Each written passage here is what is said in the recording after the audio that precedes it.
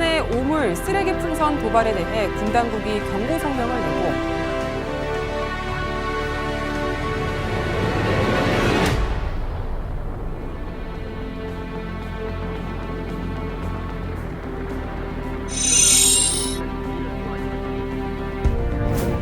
구하시는 거예요? 만드시는 거예요? 네, 이거는 액자가. 네, 숙종이 좋아하는 우리 고양이 친구. 네, 맞습니다. 맞아요.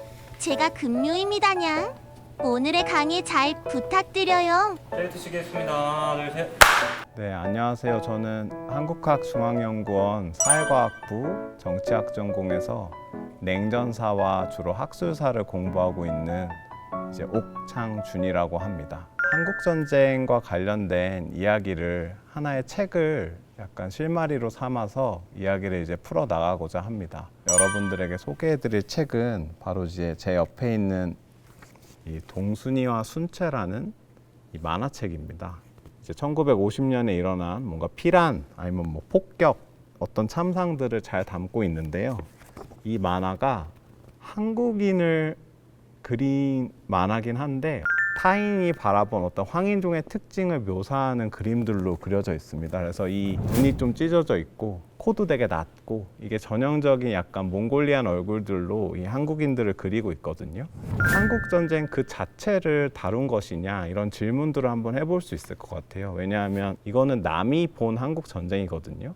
근데 분명히 이 안에는 우리의 이야기들이 또 담겨 있습니다. 제목이 동순이와 순채인데 이제 동순이라는 남자 주인공이 순채라는 여자 주인공을 구한다는 내용이고 인민군 중에 한 분이 이제 이 순채에게 구애를 하는데 동순이가 사실 약혼자거든요. 인민군이 들어와서 이 가족의 일상을 파괴하고 그 과정에서 여러 이야기들이 겹쳐지면서 기존의 약혼자가 있는 여성까지 건드리는 이 나쁜 인민군을 물리치고 그 안에서 또 이 순채의 아버지인 김융상이라는 사람이 나옵니다. 나중에 다시 한번 설명드릴 텐데 이 김융상 씨가 내가 자유 대한민국을 얼마나 좋아하는지 내가 이 나라를 왜 지켜야 되는지를 막 일장연설을 하는 부분이 이 뒤에 이제 나오게 됩니다. 그래서 이 만화 자체가 어떻게 만들어지고 누구를 대상으로 쓰였는지가 그 이전의 다른 한국전쟁 이야기와는 좀 다른 이야기들을 해드릴 수 있는 시간이 되지 않을까 싶어서 우선 이 책을 중심으로 이제 이야기를 풀어 나가 보겠습니다. 이 동순이와 순채가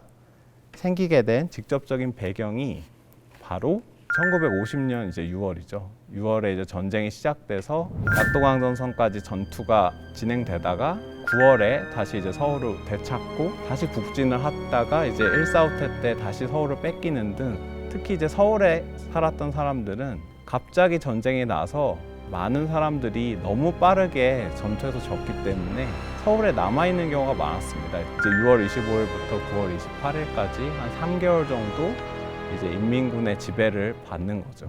남한군이 다시 서울을 찾았을 때 이 사람들의 존재 자체가 이제 문제가 됩니다. 정말 애국심이 있었다면 같이 피난을 가거나 남아 있었다면 너희가 이제 공산주의자와 협력하지 않았다는 이제 증거를 너희가 스스로 만들어 와라 라는 이제 약간 사회적 분위기가 이제 형성이 됩니다. 내가 인민군과 협력하지 않았다 이걸 증명하기 위해서 1950년 겨울에 이제 여러 일들이 벌어지게 되는데 이게 제 옆에 있는 이 두 책이에요. 하나는 제목부터 이제 강렬한 고난의 90일이라는 책입니다. 유진호 씨, 특히 이제 이 모윤숙 씨 이런 분들이 이 책을 고난의 90일에 자신의 경험들을 담은 책을 내는데 일종의 이제 알리바일 수도 있고요. 내가 고난의 90일을 겪은 것이지 이 안에서 평온함을 누린 게 절대 아니다. 몸서리치는 경험들을 많이 했다라는 것을 증언하는 책을 이제 내게 됩니다. 그래서 이 책이 지금 봐도 되게 낡았는데 실제로 이 뒤에 발행 연도를 보면 단기 4283년 11월 20일에 인쇄를 했다고 나와요. 그 당시에 어떤 기술력 같은 걸 감안해 보면 정말 서울을 9월 28일에 되찾았는데 한 11월 정도에 이미 이런 책이 거의 한 달 정도 만에 책이 이제 완성됐다는 거잖아요. 그러니까 얼마나 그 당시에 이제 이 사람들이 스스로의 존재를 증명하기 위해서 좀 고민을 했고 되게 황급히 이 책을 만들었다는 거를 한번 좀 생각해 볼 필요는 있는 것 같습니다. 그 옆에는 이것도 이제 재미있는 제목이라고 생각이 들어요. 나는 이렇게 살았다. 고민을 한 제목 같아요. 부제가 이제 순환의 기록인데 내가 이 공산주의 지배를 한 90일 정도 받으면서 이렇게 고생을 하면서 살았다라는 걸 증명하는 하나의 알리바이 책이 또 한국에서 나오고 12월 1일 정도에 인쇄가 됐다고 나와요. 책 만든다는 게 그렇게 쉬운 일이 아닌데 이 시기에 이 사람들이 이렇게 왜 쓰려고 했을까? 사실 이런 것들이 우리가 한번 지금 와서 생각해 볼 지점들을 좀 던져주는데요. 이 사람들의 고생담으로만 그치지 않았다라는 게 이제 제가 오늘 말하고 싶은 이야기의 핵심입니다. 이 책들과 어떻게 이 동순이와 순채라는 책이 연결이 될까? 고난의 90일 동안 서울을 중심으로 한 여러 사람들이 경험한 그 체험이 사실은 우리 한국 사람들에게는 되게 고생담이고 고통을 겪었던 그런 기억들로 남아있지만 이게 세계사적으로도 큰 의미가 있습니다. 소련이라는 나라가 어떤 나라냐, 사회주의 시스템에 대한 미국 사회의 관심이 이제 많아지게 됩니다. 증명할 수 있는 뭔가 마땅한 방법이 없게 되는 거죠. 북한을 연구할 때도 우리가 직접 북한 사회를 조사할 수가 없기 때문에 주로 이제 탈북자들의 면담을 여러 것들을 거치면서 퍼즐을 맞춰 나가는 식으로 작업을 하기 마련인데 그것들이 지닌 강점도 분명히 있지만 전체적인 면을 이제 파악할 수 없다는 단점도 있기 마련입니다. 처음으로 공산주의권이 다른 사회를 지배한 것이고 그 지배를 할 때 나름대로 공산주의적인 원리를 동원해서 지배를 한 것이기 때문에 어떻게 보면 이때 벌어진 한국 사람들의 체험을 집단적으로 연구를 하면 소련 시스템까지도 어떻게 돌아가는지를 우리가 알 수 있겠구나라는 생각을 미국 사회과학자들이 이제 그런 생각을 하게 됩니다. 그 3개월은 세계인들이 주목했던 시간이었네요. 네, 그렇습니다. 이 3개월이란 시기는 한국 사람들에게는 되게 고생스러운 시기였지만 전 세계사적으로 보면 공산주의의 지배를 받는 다른 뭐 동유럽권이나 공산화가 된 그런 지역들이 있잖아요. 냉전이 끝나고 그런 지역들과의 교류가 이제 유럽에서도 끊기고 이제 전반적으로 공산주의권에 대한 직접적인 현장 조사 연구가 어려워진 상황에서 잠시나마 이제 공산주의 시스템을 경험해본 일종의 사례이기 때문에 이 사람들 혹은 이 지역들을 연구하는 것이 당시 이제 전체 공산주의와의 어떤 경쟁을 생각하고 있는 학자들에게는 매우 큰 관심사였습니다. 그래서 미국에서는 이제 전 세계적으로 이제 공산주의가 팽창하는 것에 대한 두려움이 늘 있었기 때문에 이 공산주의권에 맞서서 어떻게 심리전을 해야 되는 것인가라는 절박한 그런 문제의식이 있었던 거죠. 그래서 실제로 공산주의자들이 어떤 식으로 통치를 했고 또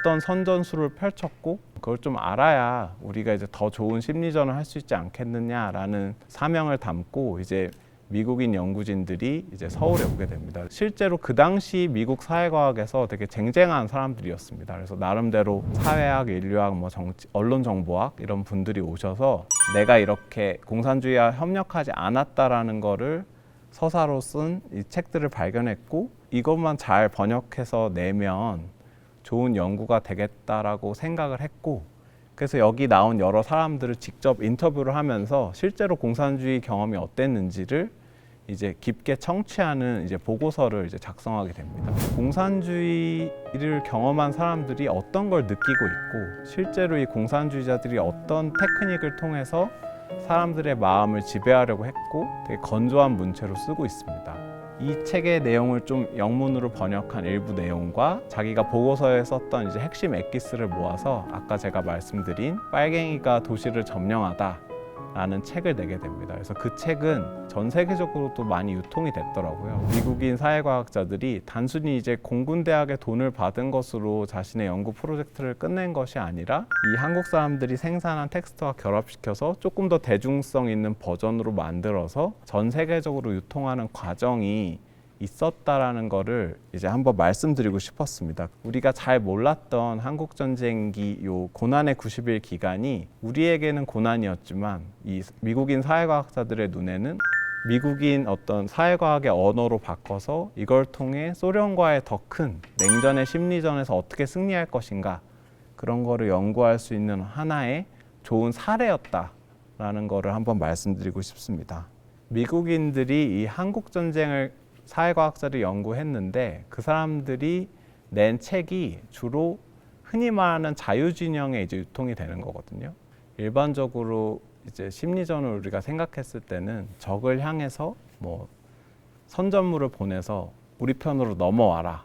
실제로 이 시기 미국이 보여주는 심리전들을 보면 이런 책들을 이탈리아어라든지 뭐 스페인어, 포르투갈어, 일본어 아니면 뭐 중국어까지 포함해서 다양한 언어들로 번역을 해서 자유진영 같은 편한테 주는 거죠. 우리 편을 설득하는 것도 되게 이 심리전에서 중요하다. 전애들의 체제는 이렇게 못났다라는 걸 막 목소리 높여서 소리 지르는 것이 아니라 약간 간접적인 방식으로 이 마음을 찔러 들어가는 심리전을 이제 자행하게 됩니다. 미국 심리전의 특징이기도 하고 무서운 점이기도 한데요. 네, 금묘야 잘 듣고 있지? 그럼요. 이야기에 자꾸 빠져들어요. 저도 고양이를 키우는데 숙종 때부터 내려온 고양이면 나이가 얼마나 될지 참 궁금하다. 어머, 고양이의 나이를 묻는 건 실례랍니다냥. 스페셜 인터뷰 다음 이야기 기대해달라냥. 아, 그리고 모두 새해 복 많이 받으시라냥.